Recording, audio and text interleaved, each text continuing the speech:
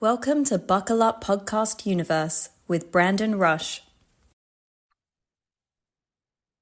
Welcome to Buckle Up Podcast Universe with Brandon Rush and Mama Rush. welcome back. Today we have Josh from Lowry Johnson Goldstein Casting. He's an incredible casting associate who I've had the pleasure to work with several years ago. Josh is a very accomplished casting associate, and we are blessed to have people like him in this business. As I've previously said before, with many of the casting directors and casting associates throughout my career, I would not be here without them today. So this is my love letter to all of them, and I thank you and appreciate each of you all. You all help make this business what it is great, and all the projects that we have that are people watch every day and night. Without casting, we would not be where we are. We would not have all these talented people working and people being able to work for so many years, if not for the incredible people in the casting community. So we are happy to have Josh on here today.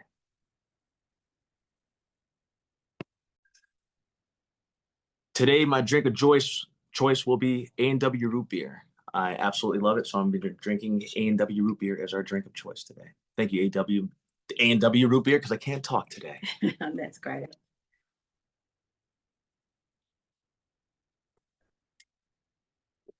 All right, let me pause it real quick.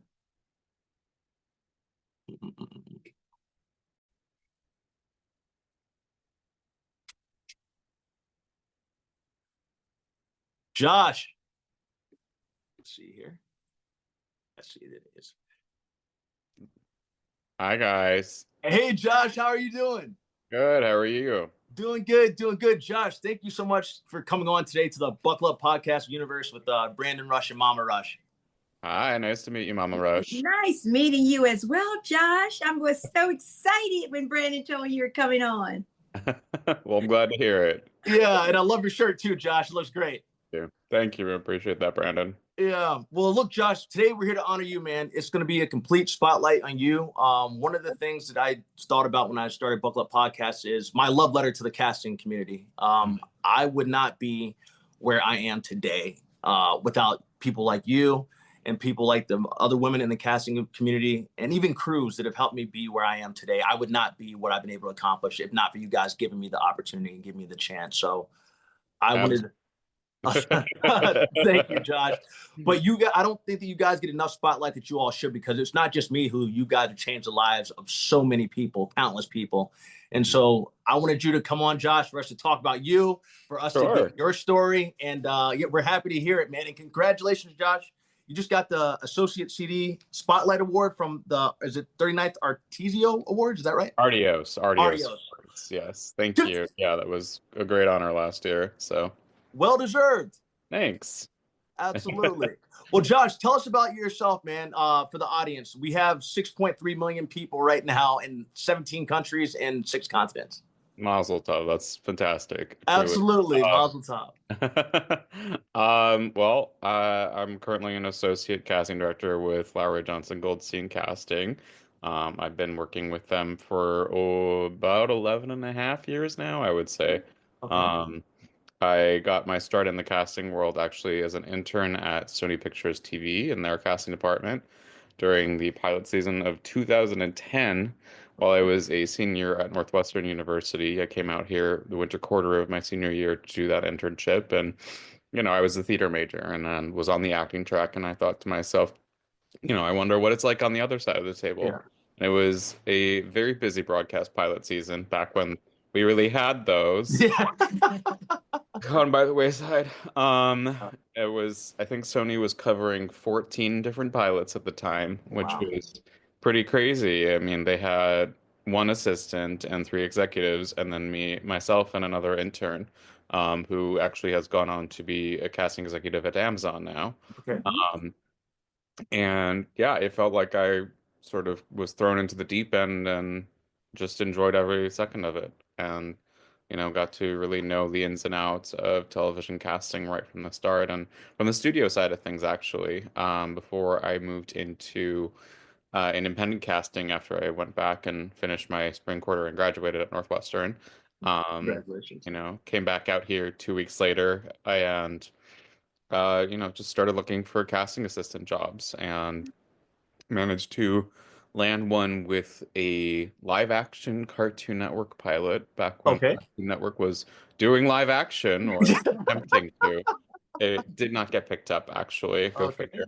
Um, and just started bopping around kids television casting actually for a minute there. I went transition from that into a Nick Jr. series called The Fresh Beat Band. Okay. And then also worked on a few more live action Cartoon Network series with Orly Sidowitz when she was doing that. And also worked as an assistant to Lopper and Hart, who I think have now retired. I'm not sure, but I'm pretty sure they have. Okay. Um, on Teen Beach Movie for Disney Channel. I tapped Hart lead Maya Mitchell Oh, uh, wow, really? with SAG. Yeah, well, I mean, I Uh, wrote I wrote the form for it and went yeah. back and forth with Disney Channel about 6 times about what the wording was, because back then you had to really be very specific with SAG about why somebody should get to join SAG because it was so prestigious. Yeah. Now, since the merger with AFTRA, it's you just Mhm. fill out a form and check some boxes, says boom, you've been Tart Lead. Great. Yeah. Um, yeah, I don't miss that. Um, and also worked with them on a couple of series, Golden Boy for CBS and Touch, which was Kiefer Sutherland's Oh, and yeah. Ken King's show on Fox. Mhm. And also, I think it was called Mind Games, which was a pilot that Kyle Killen did for ABC. Mhm. That did go to series, but I didn't work on the series because after that, I was fired, in fact. Oh, wow. Because well, everybody needs to get fired once at least Yeah, in their I lives. agree. Yeah. Make Um, you a better person. exactly. It changed the trajectory of my career certainly because if I Yeah. hadn't been, I wouldn't have been able to land the job with Junie and Libby. Oh, And man. I Amen. did have one quick stint as an associate with Julie Ashton on a Comedy Central pilot, but other than that, that was, you know, I vaulted from that to getting to work on the final season of The Killing and season 2 of Rectify, Yeah. which were just such remarkable projects. And I've Seriously.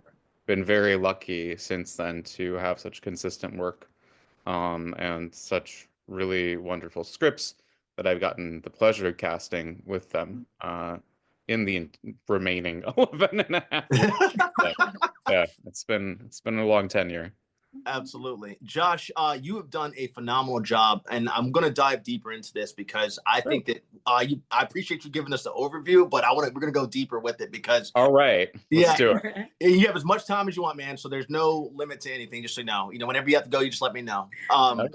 Sorry. Go ahead. Yeah, I would like to Yes, ask a ma'am. Go question ahead. since I am not in that area of Mm. expertise as you are.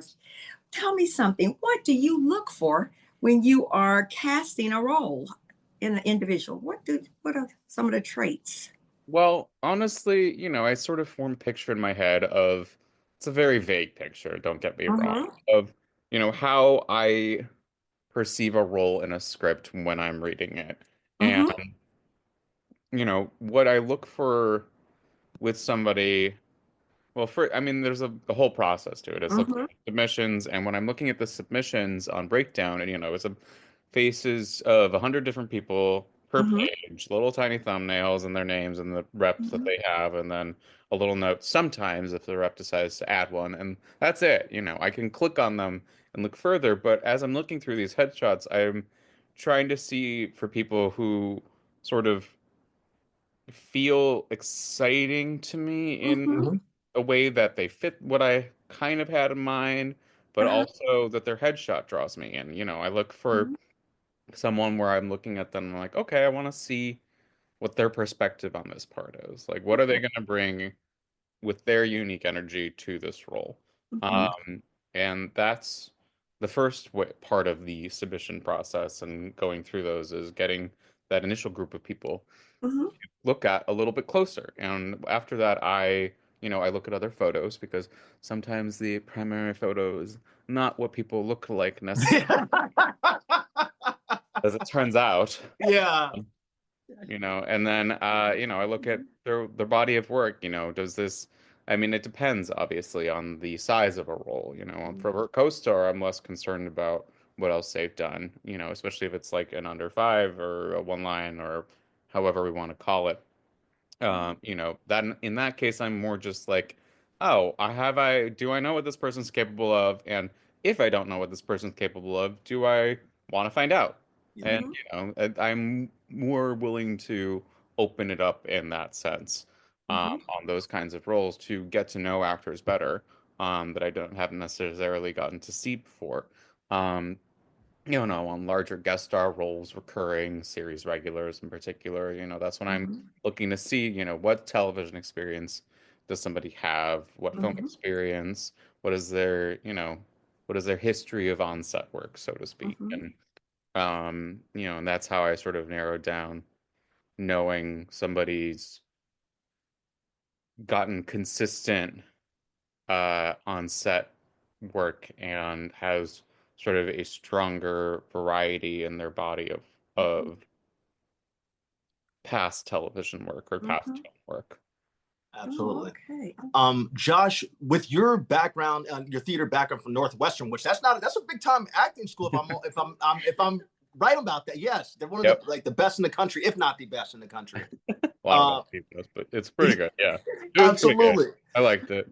Yeah. Well, for you to get in, that's a testament to your ability to act as well or like perform. And then Mhm. also, from that background of having that probably has helped you in the casting. You would know firsthand from seeing people perform how, when you're doing your process of casting and stuff like that, has that helped you in the casting process, you think, or?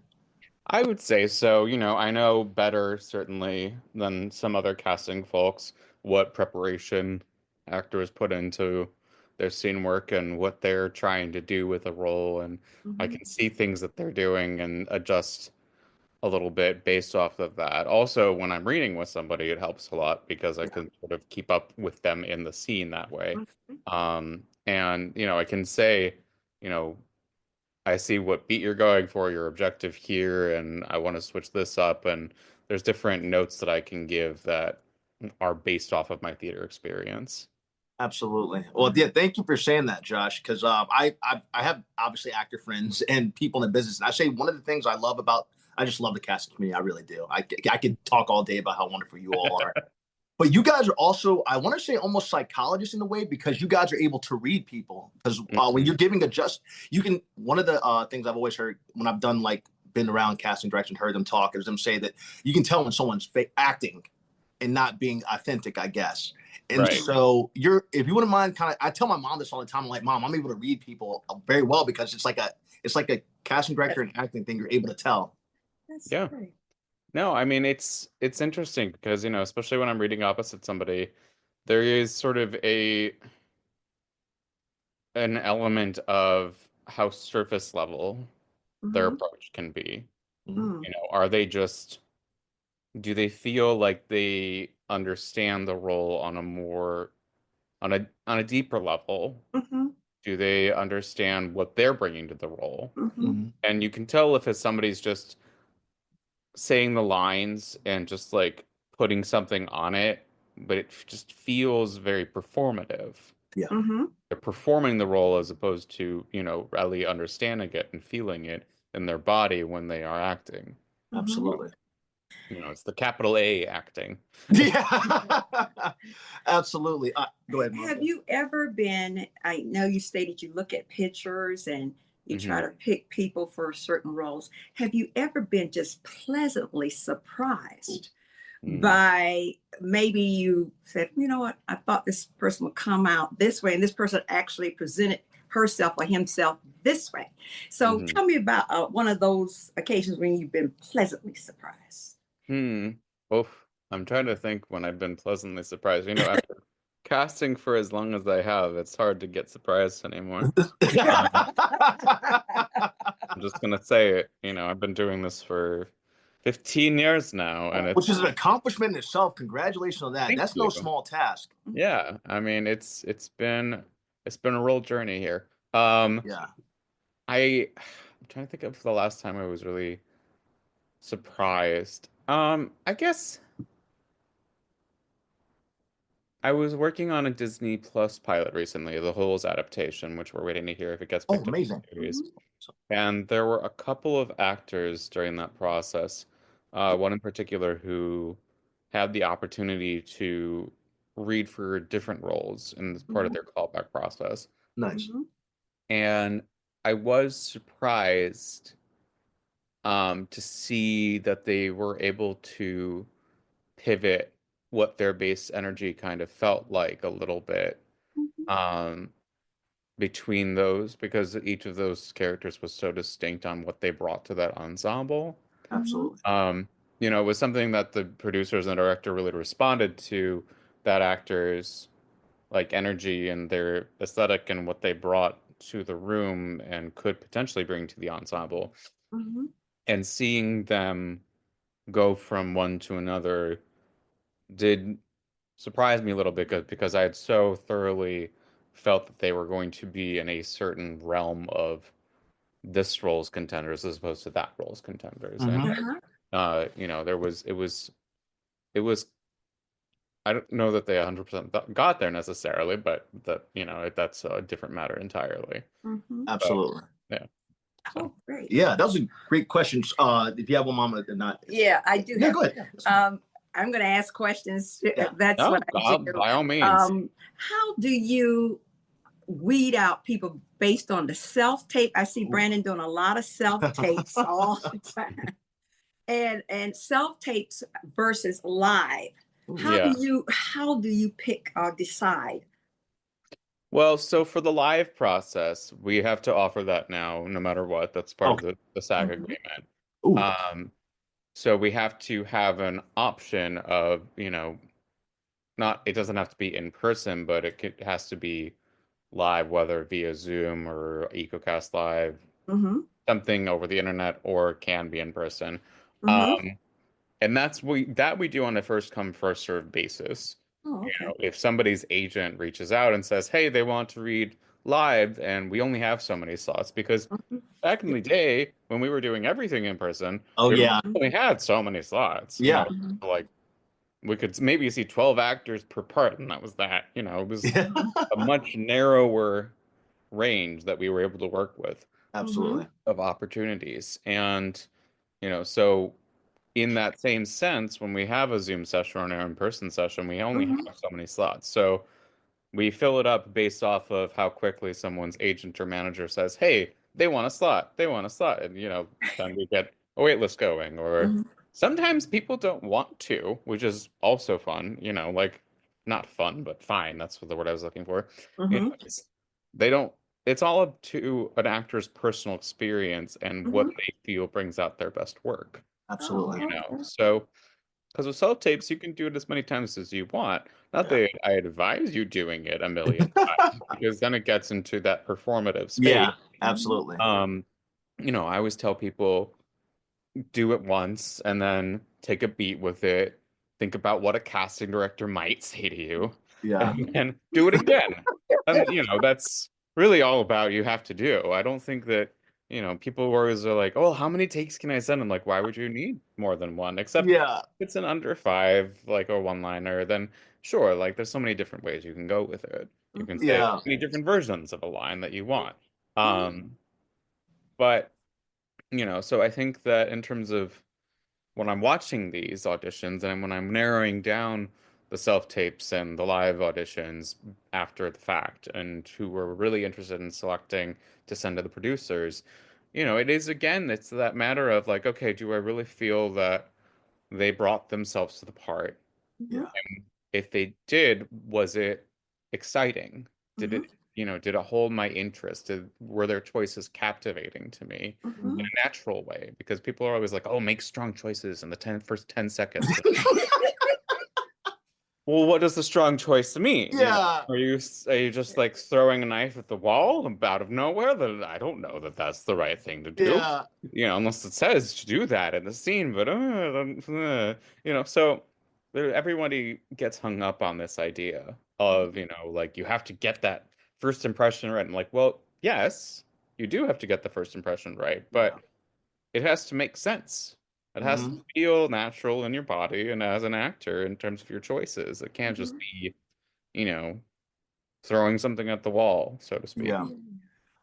Josh, I'm so glad you said that because I might make you laugh. Well, it might not make you laugh, but so as I said, I learned as much as I could from casting associates and casting directors. I literally soaked that up like a sponge because actor David Ramsey and actor Peter Coyote, they gave me advice before I started. They're like, hey, Brandon, this is how we made our careers. Go directly to the casting associates and casting directors. So that's exactly what I did because, and that's how I learned the business and learned a good portion of the business because I was always asking questions like my mom is asking. Right. And in my experiences, because I actually went in person to every audition in Los Angeles, every audition in New York, and every audition in Atlanta and New Orleans. I was actually flying to all these auditions. Wow. Yeah, I've been on well over 400. It's a lot. That's a lot of planes. It is. It is. Luckily, working with the airlines, I was able to go to those in person. So, but I wanted to get that experience, and I kind of learned like what you were saying with when it comes to doing self tapes. Now, I love the in person auditions. I used to love being in with you guys in the room, but now when I'm doing self tapes, I now take just like you said, like, hey, what would the casting director say? So I'll do the first take. I literally only do 2 takes. I'll do the first take, and then I'm like, okay, hey, this is what Josh would say. Josh would say, try it this way, kind of flip it over a little bit, and I'll do that. And that's made a huge difference. Just like you, that's exactly what I do. And that's exactly how I train and teach other actresses and actors that I help out with their self tapes. Like, hey, this is what you have to do. They don't always listen to me. I guess I don't know what I'm talking about, but it's all you can do is give the best advice you can. And one other thing I wanted to say was, you mentioned how the actor you have for the Disney Plus Holes, you guys had him reading for different parts. I've been very blessed. I've been working with Tyler Perry the last 2 years on Beauty and Black on Netflix. And with his show, the casting director from the very first time I auditioned, they auditioned me for every single role possible. But it was a callback process. Like it was series regulars. And then they finally found, I think I went out, I think it was 12 times. I had 12 callbacks for different kind of roles throughout that. That's great, though. That's yeah. And Josh, you can say this firsthand too. Like what I try and tell people, like if they're calling you back, they like you. They're not calling you back, or they call you because you're doing something right. Right. No, I have to reinforce that to so many actor friends of mine. They're like, oh my God, I'm getting so many auditions, but I'm not booking. I'm like, okay, well, focus on the first part of that. Yeah. You're getting these auditions. That means the casting office likes you. They like the work that you're doing. Producers like you. If it's for the same show, then they're trying to find a role that's right for you. Exactly. That means that there are people in your corner supporting you and trying to get you over that finish line. Yeah. And it is just about like everything hitting just so, because there's so many other parts of the process to who ultimately ends up getting the role. Absolutely. Producers have to come to a consensus, and who knows how many producers there are on a given project. It can be, on Holes we had the writer, the showrunner, the director. We had one production company that had their list of producers. We had another production company that held the IP that had their list of producers. Wow. And all these other people that have to weigh in and come to a consensus. And once they have, and then you send that person or those 2 choices to the studio, and then the studio has to have their consensus about whether or not they approve on that one particular actor. And there's creative executives, there's drama executives, there's all these other non-casting people getting to jump in and say their piece on these things. And then if they say yes, then it goes to the network. Or maybe there's a co-studio. Sometimes they have co-studios on certain shows, and and then on One Piece, for example, not my project, but still our office's project. Then once Netflix says yes, it still has to go to Oda, the creator of the manga. Oh wow. In Japan, and have Japan and Oda say yes to these people. So there's all sorts of people above us in this process who have to say yes ultimately. And it is not anything that is a reflection on the actor if they don't get the part somewhere along the way. It does not mean that the work wasn't up to snuff. It means that it wasn't quite right in somebody else's mind. That's all it comes down to a lot of the time. Absolutely. Like sometimes people give the best performance of their career in an audition, and nobody ever sees it.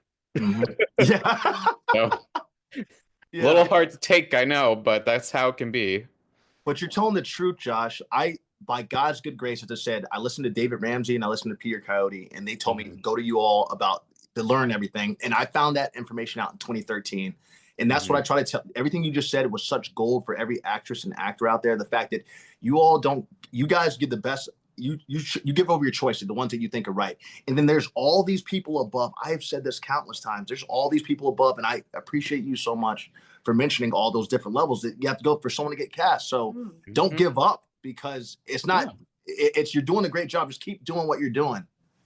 Yep, exactly. And I appreciate that. Then I had to make you laugh about one other thing, Josh. I've been on Blue Bloods. I was on Blue Bloods for 5 years, and we had Siobhan O'Connor, who was one of the writers and producers of that show, was on. She's one of our first guests on the Buckle Up podcast. Oh, great. And yeah, thank you. Yeah, and so she didn't know that I was flying to New York for all those auditions. And I finally told her this on my final audition. I was frustrated because I'm like, I'm never coming in again. None of that. And I went in there and I booked it. And when I did my audition, when I finished, they said, if you aren't a New York cop. And the reason I had to laugh about that was because I was so aggravated going in. And I was decided that I didn't show that during my audition, but I just had the mentality of a New York cop. Yeah. That they saw that. And so when I finished, it's kind of like that scene in The Boys where Homelander finds out that what he did was okay after he takes off this guy's head. And basically she said that Brandon, what she told me was this. She's like, because with that show, they had the the first audition for Josie and Kim Messia casting is first in office. Then you had the producer session where you go back for that callback in person. And so with them, what Siobhan told me is, she's like, Brandon, we had the hardest time casting that show because not everybody can play a New York cop.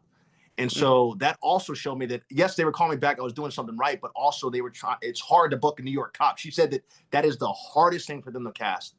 Yeah, that makes sense. It is a very specific energy and a very specific mentality that you have to be in to get those kinds of roles right. So absolutely.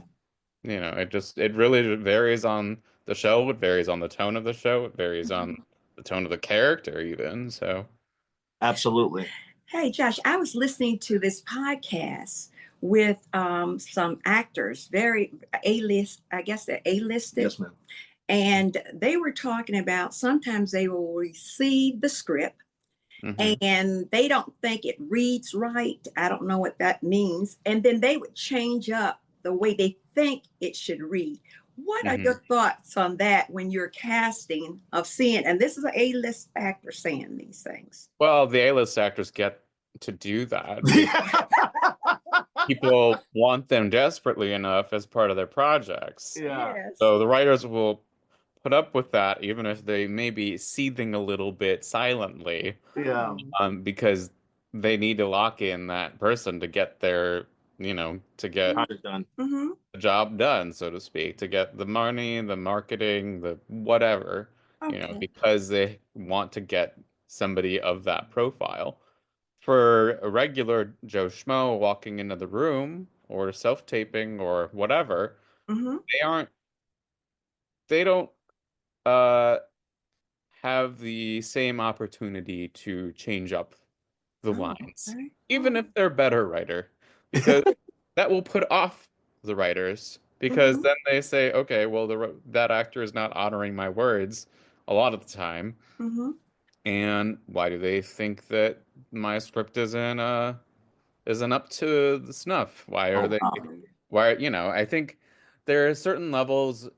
If it's a comedy, if it's comedic role, they might want you to do that. They might want you to riff a little bit and just mess around with it and not have to honor every single word. But especially when you're going in for like a serious drama, the words matter a lot. Yeah. Even if the script isn't the best writing you've seen, it's they wrote that and they are looking for that to make it to the screen. They're looking for what their lines for those characters are to be honored and to be seen as necessary for that character's arc, for that character's scene work, so I think that people people can, in certain situations, Mhm. mess around a little bit, but Yeah. it is not something I recommend for most of the projects that I certainly work on. You Mhm. know, if a director tells you to mess around, then sure, that's one thing. Yeah. But I'm gonna say, oh, that wasn't quite right. Oh God. Maybe Oh we sorry. should do it again. Oh, we're lagging. Oh, sorry about that. My Okay.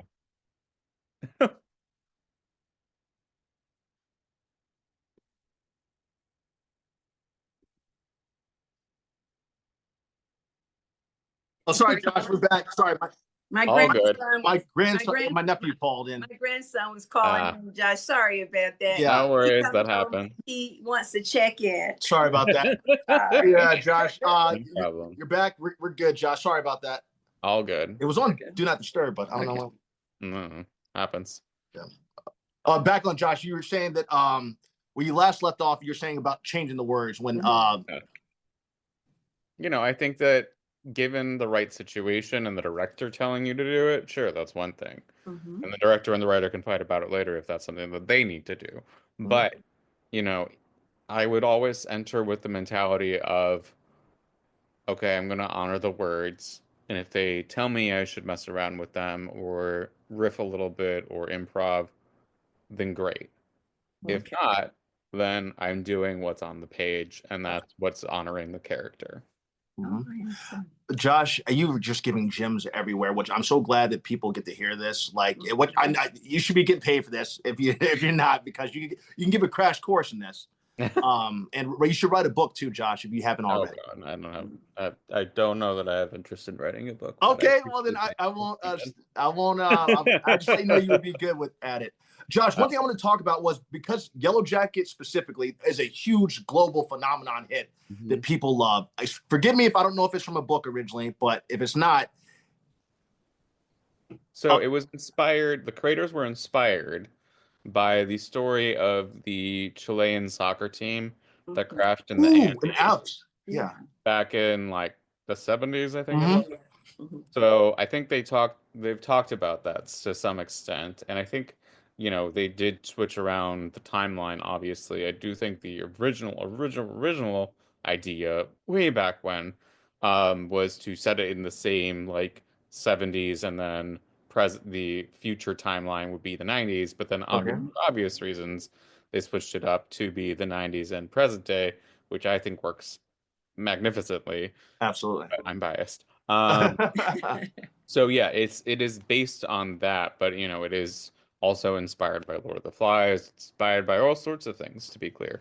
Oh, But that is the loose story that they based Okay. its story And line uh, on. Josh, let me do one thing too. I want to make sure this thing was Do Not Disturb because I have a big question. I know you're going to answer, and I just want to make sure. Oh, this one's Okay. Do Not Disturb. I don't know why it's. Mason got through. Yeah, I don't know why my nephew. Yeah, I hope he's okay. He should be fine. But he's talking. Josh, here's my question for you. What you do is very special because you guys had to cast the children version of that or the teenage version Mhm. and the adult version. So I would love to hear you talk about that because that's impressive. So thank you. It was it was a labor of love, that is for sure. Because a lot of the time, and other casting offices have dealt with this and before, where they cast the adult version first because Mhm. that's the name, or that is the easier, like more experienced actor to find, whether via offer or via reading. Mhm. Mhm. And then after you have that person, you go and cast the younger one. Yeah. Well, we didn't have that opportunity. Oh wow. We had to cast everything simultaneously Oh. because our younger actresses had to be in soccer training prep to make it believable Yeah. in the pilot that they would in fact be on their way to nationals as a soccer team. Oh wow. So we were doing the whole thing at the same time. It was like, okay, well, if this person says yes as an offer for the adult role, then we could have these people matching up as the young versions. And, it was a lot of reading. And I think, especially Sammy Hanrides talked about how she read for like 4 different parts among the Okay. young cast because it's the same thing, with any good ensemble. It is a matter of you really are responding to somebody's energy and how they fit into that world Mhm. is all about just finding the right pieces. the puzzle pieces had to come together just so. So, it was a lot of like, okay, well, Sophie Thatcher, who self-taped when she was living in Chicago, sitting at a computer desk, and she was so uniquely T. Natalie, like her, just everything about her, it was so exciting to us. And I mean, look where she is now, thank God. Yeah. Good for her. So very happy about that, believe Yeah. me. And it was, we watched the tape and we said, that's T. Natalie. Yeah. That was that. Mhm. We'd seen a lot of people, and we got to her self-tape that came in, and it was like, oh, we found her. And, the creators have talked about how they watched her self-tape 11 times the night after it came in. Oh, wow. We just presented her to Showtime and said, here she is. Yeah. T. Natalie. And they said, yes, you're right. That is T. Natalie. And so through that whole time and getting Sophie Thatcher approved, we're like, we really hope Juliet says yes. Oh, We really yeah. hope that Juliet Lewis will say yes to this offer. Because, then we're going to have to figure out who else she'd match up with if we don't. And she said yes, thankfully. But it was that for every single piece of the puzzle on that pilot. Melanie saying yes and getting the right person to match Melanie. There was a lot of like first this, then that, but it was a very quickly happening at this in almost a simultaneous way. So, I think for a couple of them, we got the younger version first and then matched up the older version. Like when we got, because Jasmine Savoy Brown used to be a professional level soccer player. Oh, wow. She was a teenager. Go figure. So, and we just knew she was young Thais, so that was a given to us. And it was that part of the puzzle was okay. Well, who matches up with her Thaisa? And finding Tawny and how uniquely and beautifully she has that strength and ferocity to her.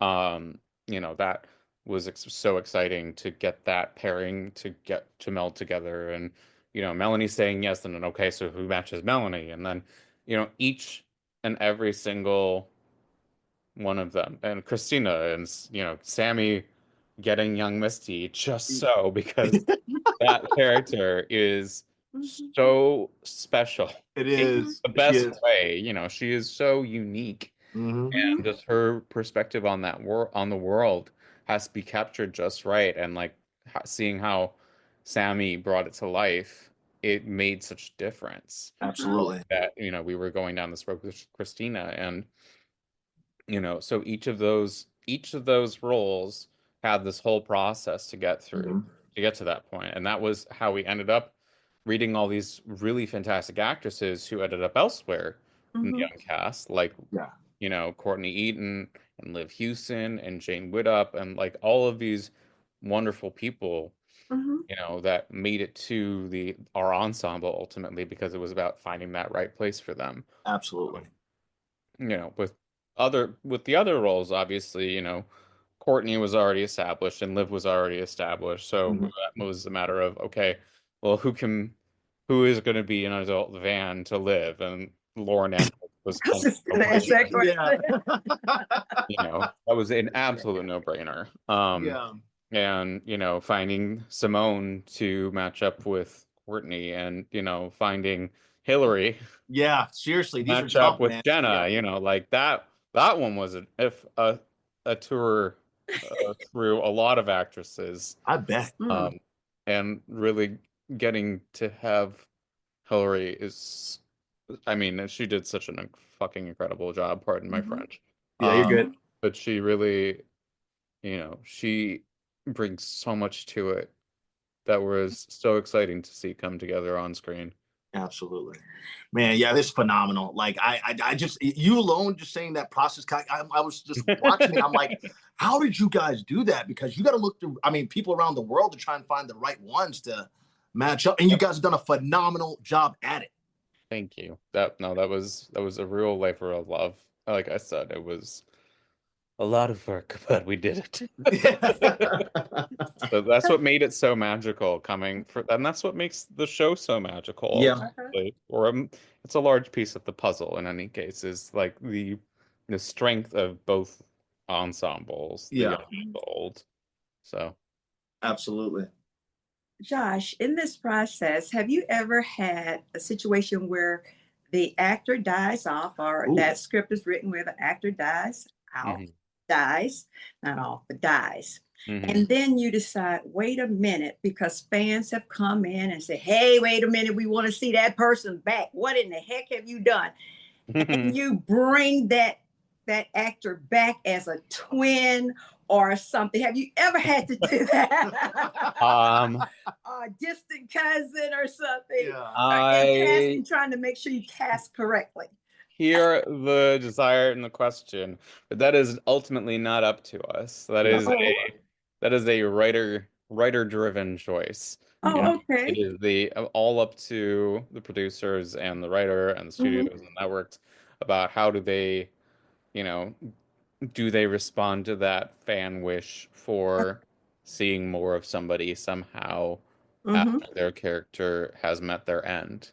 mm-hmm, And, I can't say I've had that come up in the past where something has resulted mm-hmm. in like an evil to long lost twin, but I've certainly seen some shows where they've done Yeah. That's what I that, but saw. it's also a matter of like, well, that feels like it was the soap That's what plot choice that they were intending to go with beforehand. So it is a matter of, does the story merit mm-hmm, it? Does the Yeah. mm-hmm, story improve or feel real in the show mm-hmm. if we go this direction? I Mm, understand. man, Josh, it's funny you meant. I always say it's funny. It's not actually funny, but Yeah, it's. no, I know what you mean. Yeah, and whenever I first went out for Criminal Minds, which ended up turning into 5 years, I'm still on the show technically, but my character was originally getting killed off. And Hmm. at the audition, they liked me so much that they're like, we're actually not going to kill this character off. We're going to Right. actually make you into a agent and keep it so that you could be on as many times as possible. So that was one, but that happened all in the audition room because it was when I That's auditioned for great. that, it was Yeah. everybody, Right. showrunner, all of that was involved in there. So that's one of those times where I'm like, hey, thank you for not killing me off because I have been killed a few times. Well, I don't No, I like mean, seeing well, that happens. Yeah. they've talked about on Yellow Jackets that there was a discussion that, and when in the scripts that I originally read before we got into full swing of the season, that Van was supposed to die out in the Oh, wilderness, wow. Hmm. and it is, it was Liv's energy and what they bring to our group that, Oh, it changed the course of the Yeah. story. mhm. It really, and the show was better off for it. Absolutely. Absolutely. Yeah, I can only imagine the things that you guys go through. Josh, you were wonderful. I'm trying to think about Josh, how did you come to be the amazing man that you are today? Your parents obviously must Yeah. play a role. Tell Where are us you from, Josh? I'm gonna hear your upbringing, man. How did Yeah. you Okay. Yeah, I mean, I was born on the far north side of Chicago okay. in Mhm. Old Edgebrook, which is a tiny little neighborhood tucked away in a forest preserve inside Edgebrook Sauganash, which is basically the suburbs, but not quite the suburbs. It's like right up against them. And we lived there until I was 6, and then we moved to Highland Park, Okay. out in the suburbs of Chicago on the North Shore. Mhm. Um, because my dad's family was from there, and my grandparents were still living there, Mhm. and also schools and whatnot. And I went to public school there as one does in the suburbs. And because there was in Chicago, there's always the consideration of, well, what school? Yeah. Mhm. As it is in LA, it's a Yeah. similar idea. Oh yeah. Uh, and yeah, I mean, I got into theater when I was in high school, but Mhm. slightly prior to that because I was doing summer theater camp. Oh really? Yeah, at Northlight Theater, which is this beautiful regional theater just outside the city in Skokie, Illinois. Okay. Mhm. Um, I did a couple of years as a camper there, and I did a few years as a counselor in training there. Mhm. Um, and yeah, I got into theater in high school and chorus. I was into theater at a young age. I saw the first national tour of Ragtime with LaShawn Wow. and said, "That's amazing." Yeah.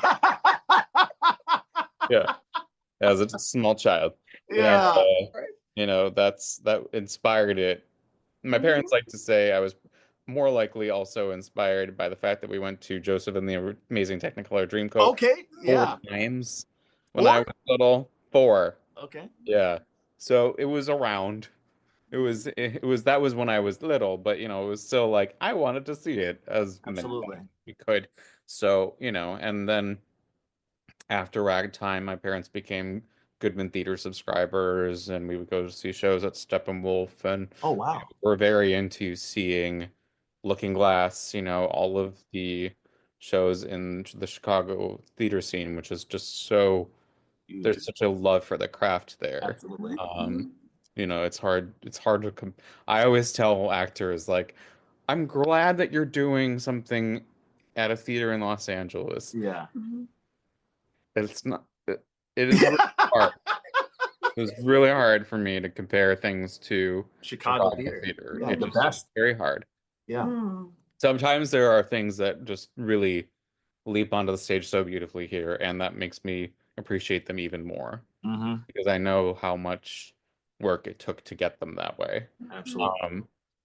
But yeah, so I was in that world in high school doing musicals, doing plays. I did Medea. I did Okay. Like Medea. Oh, wait, not. Okay. not Tyler Perry's Okay. Medea, the Greek play Medea.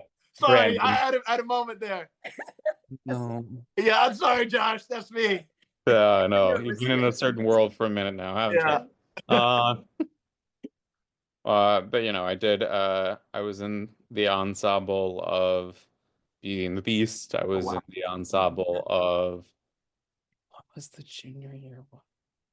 I forget. There was There was another musical that I had like a featured vocal role in the Scarlet Pimpernel.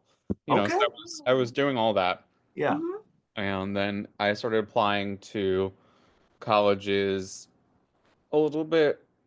It was a little half and half. There were some colleges I applied to because of like their academic programs and how, knew how well I would respond to the academics there because I was a huge math and science nerd too.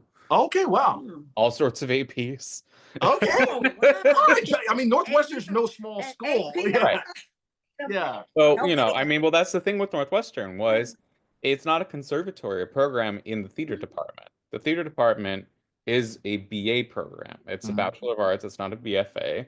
And you have to apply to Northwestern just as a general admission. Yeah. If you want to be in the theater program, it has to just be a general admission, and they go through the same academic rigorous standards going through those applications. Wow. So all the Northwestern theater majors, in theory, are very smart people. Yeah, they have to be. Yeah, I would and say especially these days, because it's gotten even harder to get in there. Yeah. Years since that I was there. I was there, over 15 years ago. I graduated in 2010, so it has gotten harder and harder and harder. But I was applying to like Brown and Columbia, but I was also Jesus, Josh. Well, I didn't get into either. But still, he's a genius level. Yeah, no. I mean, were you the valedictorian of your high school? Huh? Were you the valedictorian? I was not a valedictorian. Okay. No, I was smart at my high school, but there were people at my high school that were a lot more so. I don't know the right word for it, but they were definitely very like they would have been. I wasn't in Model UN or debate or any of that business. I didn't have time for it. I was being an actor. Yeah. And then, I mean, and so I was also auditioning for conservatory programs. I auditioned for NYU, Oh, wow. Michigan, Carnegie Mellon, I didn't get into those. But that's their loss, good. Josh. That's their loss. That's their loss, clearly. Oh, well, yeah. I think about if I had gone into a conservatory program that I wouldn't have had the opportunities Yeah. Western gave me. Absolutely. And keeping my mind as broad as it did. I was on the acting track, yes, but I was dabbling in costume design. I was looking at like stage management briefly when it Mhm. last quarter. Um, a lot of stories there. Um, and that's what led me to look through the internships my senior year because when you're on the acting track at Northwestern, your senior year, the winter quarter is an elective quarter. Okay. Oh, Because okay. otherwise, you stay with the same acting teacher the entire time. That Mhm. winter quarter, it is a specialized topics quarter. So each acting teacher offers a different specialized topic. Mhm. And then also there was the option of coming out to LA to intern and take acting classes with a professor emeritus who lives out here. Oh, okay. Mhm. So that's what I did. I pivoted and said, okay, I've lived in Chicago for 21 years now. Don't need another Chicago winter. To Yeah. go look in Los Angeles and see what living in LA feels like. And because, I'd only seen LA through the lens of my parents on visits to there prior and see what the TV and film industry was like. Because I hadn't really interacted with the radio, film, and television majors as much in that program because it's definitely still pretty separated. There's some crossover here and there in the student film world, but a lot of the classes and a lot of the, professor driven programming there, theater wise and film wise, Mhm. is very separated. Okay. So Wow. just because they want you to be as immersed as you can be without it being a conservatory. Absolutely. Mhm. So I wanted to see what film and TV was like. I wanted to see, what interning at some place like Sony would be, like there was so many questions that I had about like everything entertainment related, really. Yeah, seriously. Mhm. And it answered so many of them so very quickly. Um, Yeah.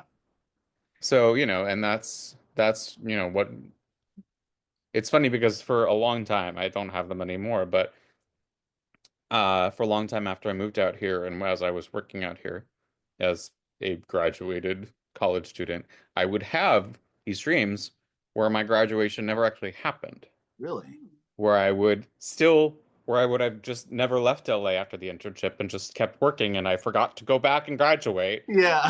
because that was how thoroughly it felt like I had moved into the adult world. It felt Yeah. like I was an assistant. I felt like I was like, oh, I am, a working adult at Sony, even though I was taking it for college credit. And, it's funny to me because it was so thoroughly that experience. There are things now that I'm like, I would never have expected that, I would have had that work experience so thoroughly in that program, and I'm so grateful for it.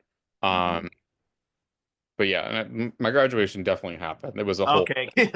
There were like thunderstorm cells rolling through. We had like a very specific window Oh, wow. between thunderstorm cells that we had to go out and rush and do the Mhm. whole thing. It was a whole thing. So yes, it did happen, but it is funny that I still had those dreams anyway. Yeah. My mom wrote down some things, Josh. I want to make, first off, thank you for breaking that.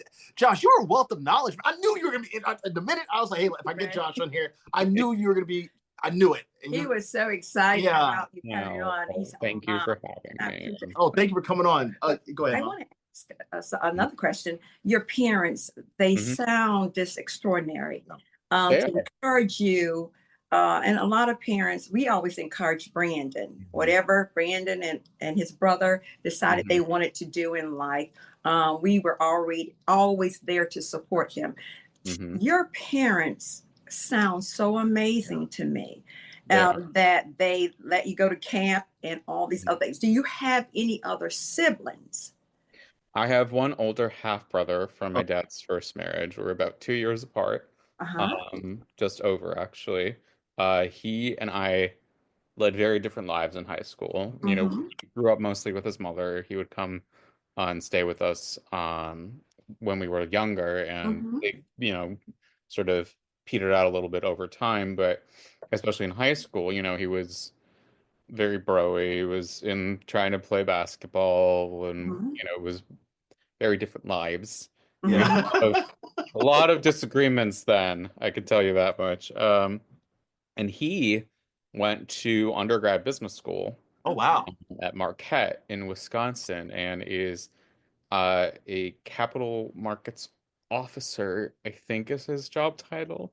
Wow. Pretty sure at what was the private bank of Chicago, but I don't know what it is now Holy because there were smokes. all these like Mhm. financial mergers and whatnot.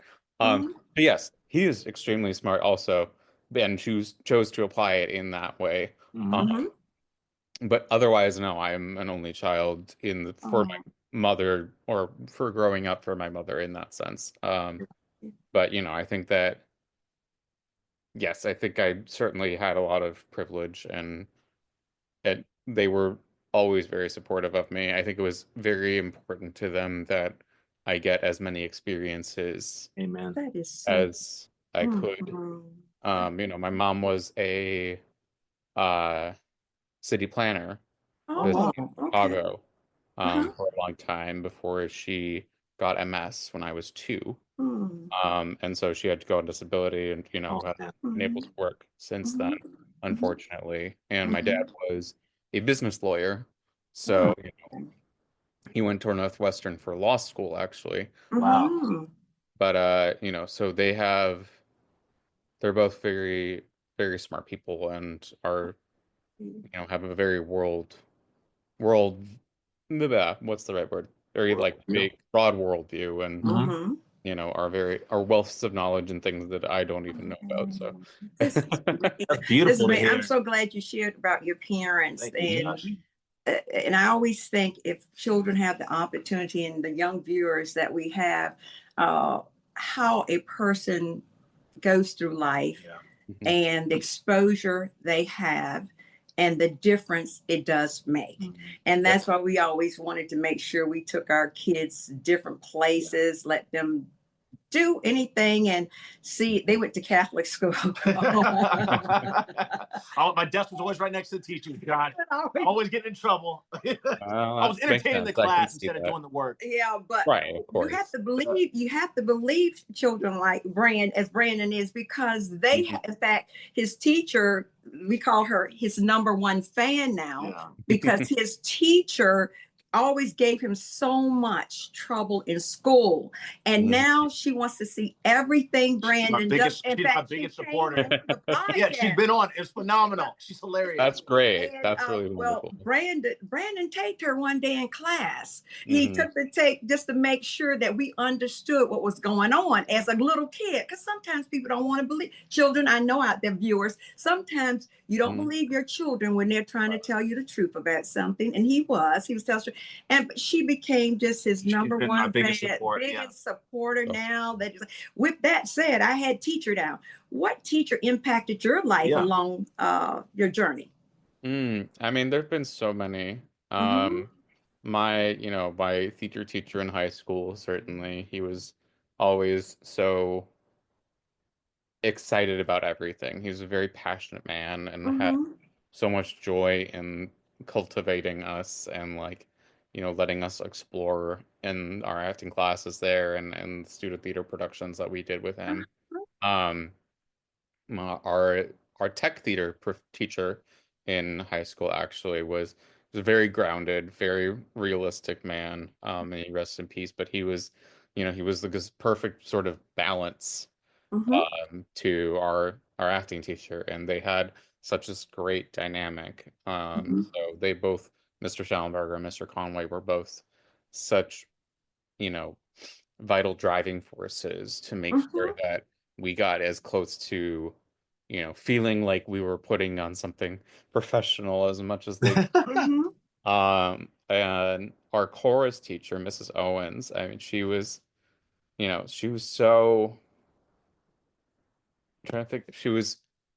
She always knew who wasn't quite on pitch, but it was like all about, bringing everybody together in that Mm-hmm. chorus and Mm-hmm. really making everything just properly meld and all of us like coming out in terms of our own showcasing our own strengths Mhm. and Yes. having that be the balance of the chorus. And Uh-huh. I mean, all three of them were just so that drove our fine arts department in my high school Mm-hmm. so with such passion. Oh, Josh, everyone should be proud of you, man. I like. Well, thanks, Brandon. Yeah, I'm dead serious. I'm just like, I'm proud to know you. I'm honored to know you. And then just hearing your background and where you came from, I'm just like, everyone should be nothing but proud of you because you are very accomplished. You represent the best of Chicago. You represent the sheer every soul that's life that you've touched, including my own, including my mom's today. I am just so grateful for you and you sharing the Chicago greatness. And I appreciate that so much, Brandon, because when Brandon left South Carolina after finishing the university, but he's from Virginia. We're from Virginia. Well, I'm from South Carolina, but our kids were born in Virginia. And when he left, when he graduated from the University of South Carolina, he said, Mom, and I'm going out to California. And he said, I want to be an actor. Now, Brandon walked on to the football team at the University of South Carolina, spring league. And I saw it, and he said, but Mom, I really want to be this actor. And in high school, my husband his dad took him to some kind of showcase. What was it, Brandon? You mean when Petersburg. Were you in college? Oh, yeah, Josh, I actually, quick story. Anthony Hopkins' movie was filming in Virginia. I sent in my headshot. The casting director saw it of that movie, and they brought me in for a screen test. I ended up booking a pilot in high school, but at the time, all I cared about was football. So I screen tested and everything, and they wanted me for it, but I told them I just wanted to play football. So oh my God. Yeah. So that was where you are now. Yeah, but it was meant to happen that way though. But it was the audition was in Petersburg. I booked a series regular on it, and I literally said I just wanted to play football. Wow. And with that, Brandon, you have now taken what you really wanted to do. Absolutely. So he decided that's what he wanted to do. And he never acted. You never had an acting role. You never went out for a play at university. Oh, I did commercials at USC. Yeah, you did a commercial. That's right. I forgot. You were in journalism department. He was in journalism department. So I knew I was going to do something in TV, but I didn't know exactly what it was until I finally decided to. I did my first commercial. I was hooked. So with that, I'm so proud of Brandon, and I'm so proud of the people, and that's what I want to say, that he's gotten to meet in California. Like you, Josh, you have just been, when he talks about everyone that he has worked with in the casting world, he said, Mom, some of the nicest people have helped me, or if I didn't get the role, they'd take me to the side and state to me that though I might have missed the role, but still did a great job. And that encourages children so much when they can hear that word. And I think you spoke earlier today in this podcast about some of the people that you know, and they've come to you and say, didn't get the role, but call back. And so that's so important. Absolutely. Brandon. Yeah. And so I'm so glad. That makes me feel good as a mother that we let him do his dream. We didn't stop him from his dream. And we believe in the dream giver. And the dream giver has done so much for helping Brandon. And we're so appreciative. Brandon's daddy died. Pancreatic cancer. Of pancreatic cancer about 3 years ago. And that was really something. And he talked early about the director of I'll make it quick, Josh, because I know you got to go. The director of when my dad passed away, Siobhan O'Connor, who I was telling about, Siobhan Breen O'Connor. Yeah. She called me to come up and do an episode, and she wanted me to do the episode the next week. My dad had passed away, and then I was an emotional wreck because my parents at first brought me up to New York. They always brought me to travel, so they'd take me to New York. But I was an emotional wreck. But I had to, my character didn't lose her dad. I had lost my dad. Right. But I was like, please just don't let anybody ask me about my dad. That's what I was saying. I was like trying to stay on my own. And the first thing she did was, Brandon, I'm sorry to hear about your dad. My partner, Joe, her son, told her. And so she gave me a big hug, but she stopped the set. She stopped the set and she talked to me like a mom because she had lost her dad. And she just talked to me for about 10, 15 minutes. And after that, I was fine. I was able to go work and knock it out of the park. But it's just that those amazing people that we meet in our business who just were, sometimes you have the human factor, like you have a human factor. It's, hey, the business not worry about that. We're human with one another right now. And so she was like a mom at that point to me on set. It helped me get through that in the most difficult time of my life. I'm sure. I can only imagine. Josh, question. Do you have any questions for us? I'll question you all day, but do you have anything you'd like to ask me, Mama Rush? It's okay if we don't, Josh. If you don't, Yeah, actually, here, I Josh. can't think of anything to Yeah, be you're honest. good. it's I feel like okay. I've learned It's so much. okay. I So- always tell I've heard so people, much too from this Yeah. conversation, which has been so wonderful. Thank Josh, you. the real question, Lou. I'm a big East Chino fans, but the best deep dish pizza is Lou Malnati's, or is it Mm-hmm. is that Lou they're the best deep dish? Lumalnati's. It's always been Lumalnati's for me. Okay. I had to know for the Chicago crowd out there because I have a lot of family from Chicago. Everybody has their different opinions Uh-huh. about which is the best deep dish in Chicago, but Mhm. I'm a Lumalnati's boy because that's what I grew up on. Amen. We'll take that. Yeah. And when you were talking about the weather in Chicago, Yeah. I was in training in Chicago at one point, and being from South Carolina, used to that warm weather, and I went there and it was snowing and people were going to work, and I'm saying, wait a minute, South Carolina shuts down when we see the first bit of flakes. And so I spent a several times there because I worked for a company, that pharmaceutical company that was it's actually located there. And so I had to come out and do training there. So I remember those cold winters that you all had. I don't know how you can take it. And I know California had to be a wonderful, pleasant surprise and change. Very, very lovely change of pace. Yes. No, I mean, even when I went back for Christmas a couple of winters ago, they had one of those polar vortexes had come. Oh, wow. And the rental car company was out of everything except for like one Jeep, which I should have gone with in retrospect, and then like 3 rear-wheel drive Dodge Chargers. Oh, no. And that's what I took. And it was -9, and everything was ice, and I had to remind myself how to drive. Yeah. Oh my gosh. I did because I grew up doing that because my dad's Volvo 940 was rear-wheel drive. Okay, so and that was the car I drove in high school. So it was that sense memory of this is what you do to adjust when the car starts fishtailing, and this is the speed on this curve. It was things I did not miss having to do that suddenly came flashing back. Yeah, with the quickness, I bet. Oh yeah, absolutely. Well, Josh, you've been wonderful today, man. Thank you so much for your time. We just loved having you on here. I will have all this email back to you. I just thank you so much for you taking the time out of your day.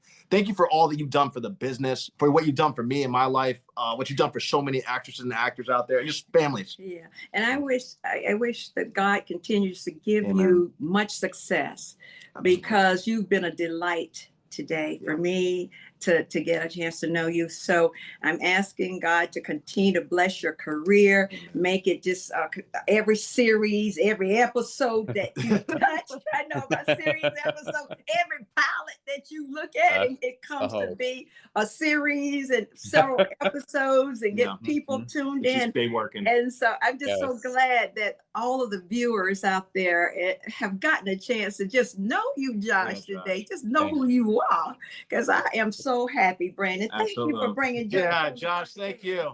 Well, Josh, we always give everybody a round of applause afterwards. Josh, thank you so much. We'll have everything emailed to you, man. And you've been a blessing. And maybe you keep on working and everyone that you care about. Thank you. You too, Brandon. Absolutely. Take care, Josh. Bye, both y'all.